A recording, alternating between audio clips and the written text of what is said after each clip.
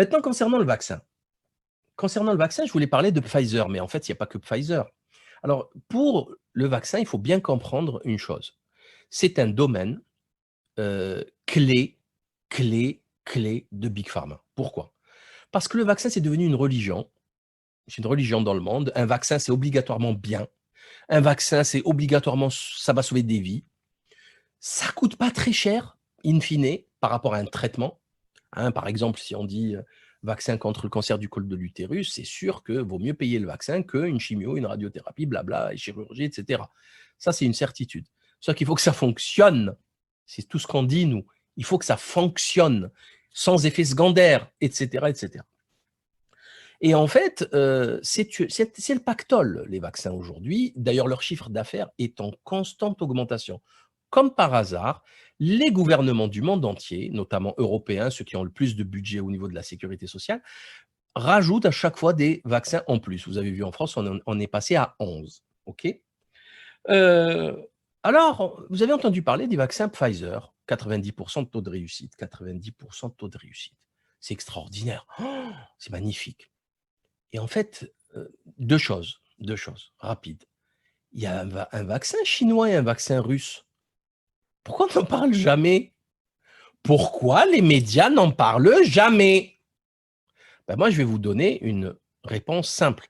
Vous allez regarder les actionnaires de Pfizer, Gilead et compagnie, et vous allez regarder les actionnaires, même si Gilead ne fait pas de vaccin, hein, vous n'allez pas me faire dire ce que je n'ai pas dit, mais GSK, toute la clique. Vous allez regarder les actionnaires de BFM Télé, vous allez voir les mêmes groupes, les mêmes. OK? Voilà. Donc, pourquoi on ne parle pas des vaccins russes, des vaccins chinois? Quoi, ils sont plus cons, c'est-à-dire ils sont moins intelligents que les autres? C'est ça? C'est du racisme, ça. Ça, c'est vraiment du racisme. C'est du racisme pur, rien d'autre. Ou du business. En fait, c'est du business, en réalité. Maintenant, je pose une question mathématique qu'un gamin pourrait comprendre. Gamin pourrait comprendre. Comment peut-on expliquer qu'il faille vacciner 100% de la population pour la sauver d'une maladie qui tue 0,2% des atteints, c'est-à-dire rien, quasiment rien, que 98% des gens ne se rendent même pas compte qu'ils ont été malades, ils sont asymptomatiques, et que le vaccin, il n'a que 90% de taux de réussite. C'est-à-dire qu'il a moins de réussite que le virus lui-même. Le virus est moins méchant que le vaccin. Bon, je vous laisse réfléchir à cette question. Je fais une pause. Je continue. Vous revenez après. Qui est Pfizer? Qui est Pfizer? Alors là, sincèrement, les amis, c'est trop facile. Vous allez sur Wikipédia. Bon, ce n'est pas une source d'information extraordinaire, mais il y a les grandes lignes. Entre 1995 et 2009, 6 cas d'inconduite ont été poursuivis devant les tribunaux contre Pfizer. Alors, en 2003, 3 employés de Pfizer sont contaminés par un virus créé par les laboratoires de la société. Je répète. En 2003, 3 employés de Pfizer sont contaminés par un virus créé par les laboratoires de la société. La société reconnaît les faits, mais Becky McLean, une de ses employées contaminées, développe des symptômes plus graves que ses collègues. Elle se révolte et critique ouvertement les méthodes de Pfizer. Licenciée en 2005, Becky McLean porte plainte en accusant son ancien employeur de n'avoir pas mis en œuvre des mesures de sécurité nécessaires pour protéger ses employés et de l'avoir licencié abusivement. Un procès s'est ouvert en mars 2010. La société affirme que le virus contracté par Becky McLean ne peut pas être celui développé par ses laboratoires, mais refuse également de communiquer le génome du virus synthétique aux autorités. Ils ont fabriqué un virus. Ils ont contaminé leurs propres salariés. Ça ne vous rappelle pas une histoire, ça? C'est déjà arrivé il y a 20 ans. Ça fait 20 ans qu'ils fabriquent des virus. 20 ans. Et d'ailleurs, je vais vous montrer aussi une autre. Ah, aujourd'hui, franchement, c'est cadeau. Aujourd'hui, les informations, elles vont pleuvoir et je n'ai pas fini. Hein. Je vous le dis tout de suite, je n'ai pas fini. Alors, regardez-moi ça. Alors là, ça, c'est cette une de Science et Avenir. Je crois même qu'il y a un journaliste, un pitre sur Twitter qui était chez Science et Avenir, qui fait le mariole contre le documentaire Hold Up. Et regardez cette une. qui date de… Elle est ancienne, hein, alors, qui date de… Zut. Oh, ils n'ont pas mis la date. On a créé le virus le plus dangereux du monde. Pourquoi les chercheurs ont manipulé ce mutant de la grippe H5N1 pour éviter qu'il échappe… Comment éviter qu'il s'échappe du laboratoire? Ce genre d'entreprise n'aurait pas dû être menée. Luc Montagnier, prix Nobel, etc., etc. Voilà. Si Science et Avenir fait ça aujourd'hui, je crois qu'ils vont les pendre sur la place publique. Voilà. Il y a des dizaines et des dizaines d'articles qui existent dans les revues les plus prestigieuses sur les créations de virus dans des laboratoires. Et là, maintenant, quand on leur dit ça a été créé dans un laboratoire, le SARS-CoV-2, on nous dit non, c'est impossible. De quel droit vous dites ça? Alors qu'on n'a toujours pas trouvé comment il est arrivé à l'homme. Voilà, il est arrivé à l'homme parce qu'il y a un salarié qui a été infecté, et puis voilà, c'est tout. On ne dit pas que c'est fait exprès. Peut-être c'est fait exprès, peut-être pas. Ça, c'est la justice qui pourrait le savoir, pas nous. Pas nous, certainement, pas nous. En 2007, le gouvernement nigérian a porté plainte contre le groupe Pfizer, l'accusant d'avoir provoqué en 1996 la mort de 11 enfants lors des tests de médicaments contre la méningite, le Trovan. Voilà. Alors là, cette affaire, j'en ai déjà parlé, la constance du jardinier, regardez la vidéo, la constance du jardinier, regardez comment Pfizer a falsifié les documents, etc. Ils ont dû payer, ils ont perdu leur procès. On a affaire à des voyous. En 2009, Pfizer accepte de verser une amende record de 2,3 milliards de dollars aux autorités américaines. La société était accusée d'avoir fait la promotion abusive de médicaments interdits par la FDA, notamment le Bextra, le Géodan, le Lyrica et le Zivox. Donc, ces gens ne respectent même pas les lois. 2,3 milliards d'amendes et ils continuent à se faire passer pour des scientifiques. Enfin, c'est des voyous. C'est le crime organisé, chers amis. C'est le crime organisé, le fameux titre de Peter Gutsch, du réseau Cochrane, fondateur du réseau Cochrane. Le 5 septembre 2016, Jérôme Cahuzac affirme lors de l'ouverture de son procès que le compte illégal qu'il avait ouvert en Suisse avait été alimenté par des fonds venus des laboratoires Pfizer. Je vous l'ai dit, ça va chauffer. Alors, Pfizer qui va payer un grand responsable politique français qui est en contact avec le lobby, avec Big Pharma, Dolder et compagnie, et il lui donne des sous au black en Suisse. Et est-ce que Pfizer a été condamné pour ça, à votre avis? Non, non, non, non. Pfizer a été condamné aussi pour les valves défectueuses achetées chez Shiley, qui ont fait 500 morts. Pfizer a récupéré Scott Gottlieb en 2019, qui était un haut responsable, un haut cadre de la FDA et qui travaille maintenant pour Pfizer. La FDA qui autorise les médicaments. OK, voilà. Voilà qui est Pfizer. Mohamed Sidi Saïd, un très grand responsable, c'était le numéro 2, je crois, de Pfizer.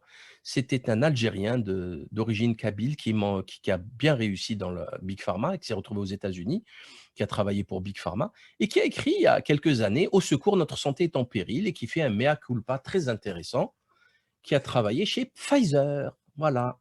Et bon, il n'est pas très radical, mais il explique comment l'industrie a dérapé. Voilà. Voilà. OK? J'en ai déjà parlé de ce livre. Hein. J'en ai déjà parlé plusieurs fois de ce livre. Alors, qu'est-ce qui se passe aujourd'hui, chers amis? Il se passe un truc très simple. On nous dit que c'est la catastrophe, on va tous mourir, donc il faut faire un vaccin. Et le seul vaccin, c'est le Graal, c'est la panacée. Il faut que sans le vaccin, point de salut, l'économie va rester comme ça. Et les gens, c'est vrai, ils vont se jeter sur le vaccin hein, quand on va leur offrir. On le sait. Donc, il faut leur donner des autorisations d'urgence. En plus, ils sont en train d'utiliser une nouvelle technologie, les fameuses technologies ARN, avec Moderna et BioNTech, les Allemands. En fait, c'est Pfizer, BioNTech et Moderna qui travaillent sur cette technologie des ARN messagers, qui est extrêmement dangereuse, puisqu'elle est nouvelle. On n'a aucun recul dessus. Et ils vont injecter ça à des milliards de personnes, comme ça. Mais ça va être dramatique, je vous le dis tout de suite, c'est une certitude. Les effets secondaires, ça va être une boucherie. Une boucherie, c'est clair. Alors là, ils ont commandé des 50 supercongélateurs, alors que, encore une fois, aucune étude n'a été publiée. Aucune. C'est juste un communiqué de presse. Véran, il achète. Alors, il commande des quantités astronomiques de vaccins, sans savoir si ça fonctionne. Il signe des contrats. Alors, il y a un député européen, il y a une vidéo qu'on a postée, que je vous invite vraiment à voir. Il leur dit arrêtez D'abord, vous négociez rien du tout, vous vous prosternez, vous payez le prix qu'on vous ordonne de payer et en plus, les contrats sont protégés, le fameux droit des affaires, la bonne affaire et le fameux droit de la bonne affaire, en fait et les effets secondaires, c'est nous qui payons, comme disait l'autre, comme disait Coluche. C'est nous qui payons. Les effets secondaires. Alors, on fait ça à la va-vite, il n'y a pas de sécurisation du produit, on fait un produit en 6 mois ou même pas, ou même moins, au lieu de 10 ans. Et en plus, avec une nouvelle technologie, il y a une prise de risque folle. Folle la prise de risque. Et les effets secondaires, c'est nous qui payons. Voilà, très bien, ok. C'est franchement, c'est juste de la folie. C'est juste de la psychiatrie. C'est juste de la psychiatrie. Quelles sont les exigences d'efficacité? Aucune. En fait, ce sont eux, c'est Big Pharma qui s'est autorisé de se donner des objectifs à atteindre pour dire si c'est efficace ou pas. Et en fait, il y a Claudina Michal Tettelbaum qui fait des tweets très intéressants là-dessus et qui parle notamment de ça. Et notamment, alors, c'est quoi l'efficacité? On va considérer qu'un vaccin est efficace quand la personne est immunisée. Mais est-ce qu'elle est contagieuse en même temps? On ne sait pas. La symptomatologie, c'est laquelle? Hein? C'est-à-dire que quand on a un tel type de symptomatologie, est-ce qu'on est vacciné ou pas? Ils ont testé que les symptomatologiques à la PCR, ils n'ont pas testé les asymptomatologiques, donc il y a un gros problème. En plus de cela, écoutez bien, ah oui, ça c'est énorme. Le test entier, il est fait sur 165 personnes. 165 personnes. 164. C'est un médecin qui le dit. Alors là, je crois que j'ai le mail du médecin, je crois que c'est un médecin américain, pas le mail, pardon, le tweet qui explique. Alors, ouais, vous allez le voir de vos yeux. Hein. Le fameux 90% de taux d'efficacité de Pfizer est basé sur 94 cas positifs de Covid-19 et l'analyse finale de Pfizer sera conduite sur un total de 164 cas positifs. 164. C'est sérieux ça? C'est sérieux? C'est un médecin, James Todaro, qui avait expliqué ça sur Twitter. C'est pas sérieux. Enfin, en fait, ils font leur soupe eux-mêmes et personne ne peut les contrôler. Voilà. À part ça, tout va bien, chers amis. Qu'est-ce qu'il y avait d'autre aussi? Vous avez vu la vente des actions d'Albert Bourla, pardon. Albert Bourla, c'était le PDG de Pfizer. Il a vendu pour 5 millions et quelques 5 millions 6 de dollars d'actions le jour même. Et vous avez vu que l'annonce, un communiqué de presse a fait bondir l'action de Pfizer de 7%. 7%, c'est énorme quand on pèse 200 milliards, 300 milliards. Je ne sais pas si vous vous en rendez compte. Et 25% BioNTech. BioNTech a fait un saut de 25% en bourse. Voilà. Voilà ces gens, comment ils manipulent, comment ils font de l'argent à partir du néant, ex nihilo. D'ailleurs, la vice-présidente Sally Sussman a vendu 1,8 million de dollars d'actions aussi. Donc, est-ce qu'on est dans le médical, on est dans le business? C'est très malsain tout ça. Alors maintenant, pour finir, je voulais vous parler d'un truc tout bête, tout con. C'est les accidents vaccinaux. Et il y en a eu plein, plein, plein, plein, plein. Notamment, il y a eu un vaccin de méningite, un lot qui a créé de gros dégâts qui a été retiré en France. Mais on va reparler du vaccin Dengvaxia de Sanofi aux Philippines, qui a fait de gros, gros, gros dégâts et qui a tué des gens aux Philippines. Et parce que dès qu'il chopait la dengue, elle était beaucoup, beaucoup plus violente qu'une première fois.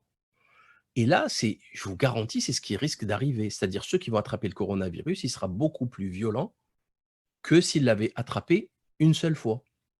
Et ça, c'est une certitude. Il y a le Pandemrix et la narcolepsie. Il y a eu des centaines de cas de narcolepsie juste en France. Des centaines. Alors, on vous dit, oui, mais il y a des accidents, des effets secondaires graves, rares, 0,5%. Eh bien, Claudina Michal Tettelbaum, elle revient sur les chiffres, par exemple. 0,5% d'accidents rares, graves, c'est 50 000 personnes pour 10 millions d'individus. 60 millions, ça fait 300 000 personnes. En France, vous vaccinez 60 millions de personnes, c'est 300 000 personnes que vous envoyez au casse-pipe. 300 000 personnes, ce n'est pas le nombre de morts du Covid. Donc, de quoi on parle là? De quoi on parle? Je pose la question. On parle d'un très, très, très gros risque de santé publique. Voilà. Avec des produits que personne dont personne ne connaît les effets à moyen, long terme, à court terme encore moins. Enfin, non, on ne connaît pas. On ne connaît pas. Parce que c'est trafiqué, on ne peut pas les croire. C'est des voyous. C'est des voyous. Ils ont été condamnés en justice à de nombreuses reprises. C'est des criminels. Ils respectent rien. Ils payent au black dans des paradis fiscaux. Ils tuent des gens. Ils trafiquent les études. Ils ont corrompu des ministres. Enfin, c'est des voyous, ces gens. Pourquoi je vais les croire? Un type comme ça, il n'a même pas le droit de faire médecine avec des casiers judiciaires pareils. Il a le droit de vendre des médicaments. Un médecin qui a un casier judiciaire comme Pfizer, il n'a pas le droit d'exercer. Comment eux, ils ont le droit de vendre des médicaments? C'est pas logique. Bref. Et je voulais vous raconter, finir par une petite histoire, toute petite histoire. Donc, je vous rappelle quand même, tout à l'heure, qu'il y a une baisse d'incidence. Hein. On était à 75, 76, on est passé à 66.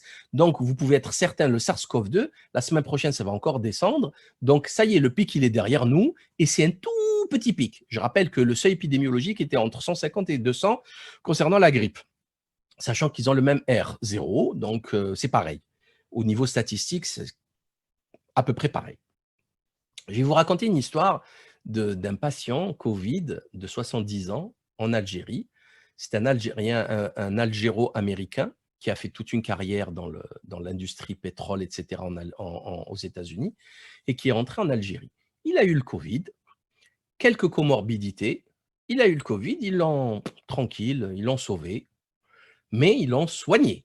Ils l'ont bien soigné de suite. La totale, anticoagulants, hydroxychloroquine, antibiotiques, etc. Bien.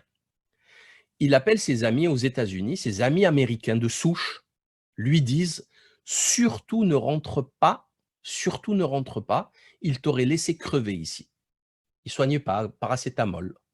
Voilà, à la Joe Biden, à la démocrate. Paracétamol, on attend que ça s'aggrave. Ouais, mais quand on a 72 ans, quand ça s'aggrave sérieusement. Hein. Quand on a 78 ans, 85 ans, quand ça s'aggrave sévère. On ne laisse pas les gens mourir. Donc ça, c'est une anecdote algérienne. C'est pas une anecdote, c'est un cas avéré, c'est un vrai cas. Tant mieux pour lui, mon Dieu, tant mieux pour lui. Là, on lui espère encore de vivre 20 ans. Voilà, il est encore vivant grâce à un traitement, un suivi médical pointu, sérieux, avec les analyses, la PCR, tout, la totale, le traitement, voilà, bien comme il faut, il a été soigné. Contrairement en France, où on laisse les gens arriver à l'hôpital en situation assez grave avant de les soigner. Voilà comment aussi, en France, il lui aurait donné du Rivotril. Hein, vous le savez, en France, un petit coup de Rivotril, merci, au revoir, bonne journée. Oh, le pauvre, il est mort. Il est mort. Non, non, il n'est pas mort, vous l'avez tué. C'est pas pareil. Donc voilà, chers amis, je vais voir si je n'ai rien oublié. Je crois que j'ai rien oublié. Voilà, cette soirée, cette vidéo a été riche en informations. On va essayer de continuer à vous informer. Merci infiniment pour votre soutien. Partagez, commentez, likez. Partagez, commentez, likez, tout ce que vous voulez. Enregistrez-la de votre côté. Partagez-la dans les réseaux sociaux, partout, partout, partout. Merci infiniment pour votre soutien et à très bientôt pour de nouvelles vidéos.